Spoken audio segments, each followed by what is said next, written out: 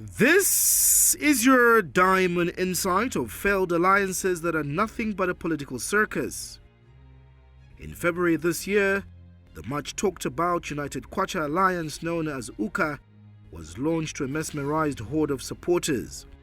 But armed with past precedents, what we witnessed that day reminded us about the flawed tactics that too often shroud politicians to align with reality.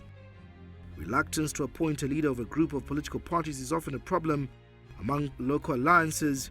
Even with the UPND's alliance that possesses a handful of opposition parties, there is no law binding the association, hence they are left fluid.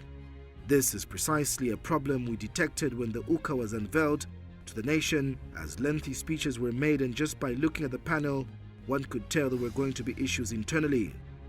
This is why it is not surprising that in less than a year, UKA has seemingly crumbled due to failure to formalize its structures.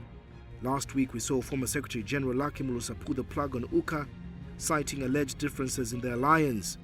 Already, there is another alliance called Tonse that former Deputy Minister in the MMD regime Dr. Danny Pule and Green Party President Peter Sinkamba are part of. Our emphasis is that failure to outline who takes up specific roles, Tonse alliance is likely to experience a similar fate as its nemesis UKA. We remind politicians that while they hold the constitutional right to associate with a group of choice, it is citizens who suffer for aligning with alliances that collapse faster than they are created. Certainly such gymnastics is sheer taking advantage of the electorate, and out of this comedy of errors, it's the incumbent ruling party that gets an upper hand, and if the opposition do not get their house in order, 2026 will not be theirs too. Like the Bembas say, "Bamukolwenga bafula, tabucha wangu." Certainly having too many roosters in one coop delays dawn.